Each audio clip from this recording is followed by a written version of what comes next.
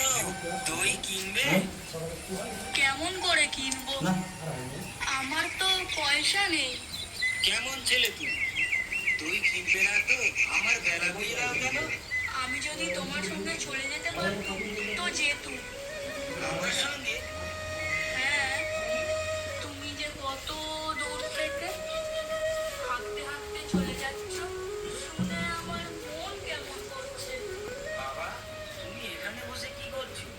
কবিরাজ আমাকে বেরোতে বারণ করেছে, তাই আমি সারাদিন এইখানেই বসে থাকি। আহা বাছা, তোমার কি হয়েছে? আমি জানি নে, আমি তো কিছু করিনি, তাই আমি জানি না আমার কি হয়েছে। দইওয়ালা, তুমি কোথা থেকে আসছো? আমাদের গ্রাম থেকে আসছি। তোমাদের গ্রাম?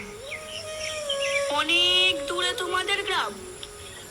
আমাদের গ্রাম সেই পাঁচমুড়া পাহাড়ের তলায় শ্যামলী নদীর ধারে। পাঁচমুড়া পাহাড়, শ্যামলী নদী, কি জানি, হয়তো তোমাদের গ্রাম দেখেছি, কবে সে আমার মনে পড়ে না। তুমি দেখেছো? পাহাড় তলায় কোনোদিন গিয়েছিলে নাকি? না, কোনোদিন যাইনি, কিন্তু আমার মনে হয় আমি যেন দেখেছি। অনেক পুরোনো কালের বড় বড় গাছের তলায় তোমাদের গ্রাম, একটি লাল রঙের রাস্তার ধারে। বলছো বাবা? সেখানে পাহাড়ের গায়ে সব গরু চড়ে বেড়াচ্ছে। কি আশ্চর্য, ঠিক বলছো। আমাদের গ্রামে গরু চড়ে বই কি, খুব চড়ে। মেয়েরা সব নদী থেকে জল তুলে মাথায় কলসি করে নিয়ে যায়, তাদের লাল শাড়ি পরা। বাহ বাহ, ঠিক কথা।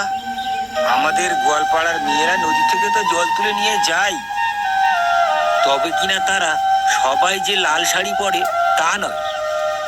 কিন্তু বাবা, তুমি নিয়ে যাই, তবে কিনা তারা সবাই যে লাল শাড়ি পরে তা নয়।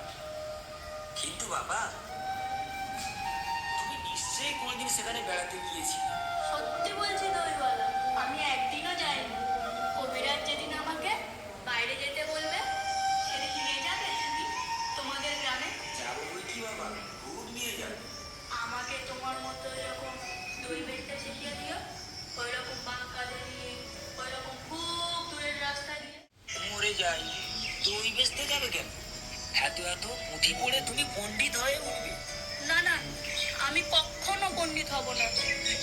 আমি তোমাদের ওই রাঙা রাস্তার ধারে পুরো বটের তলায় কলাপাড়া থেকে দই নিয়ে এসে দূরে দূরে গ্রামে গ্রামে বেচে বেচে বেড়াবো।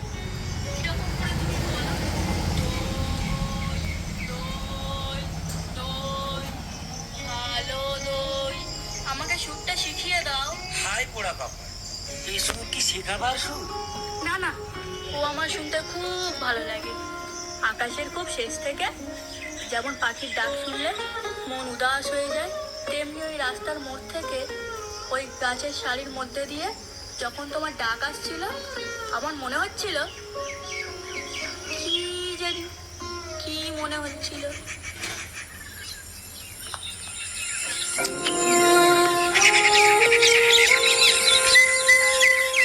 বাবা, এক ভাঁড় দই তুমি খাও। কিন্তু না না বাবা, পয়সার কথা তুমি বলো না।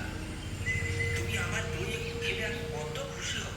তোমার কি অনেক দেরি হয়ে গেল? কিচ্ছু দেরি হয়নি বাবা, দই বেচতে যে কত সুখ তা শিখে নিও।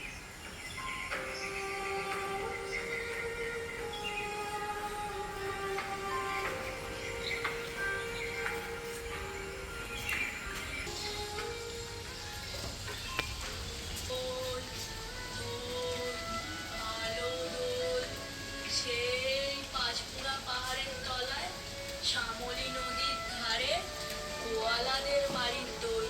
তারা ভোরের বেলায় গাছের তলায় গরু দাঁড় করিয়ে দুধ দই, সন্ধ্যাবেলায় মেয়েরা দই পাতে, সেই দই।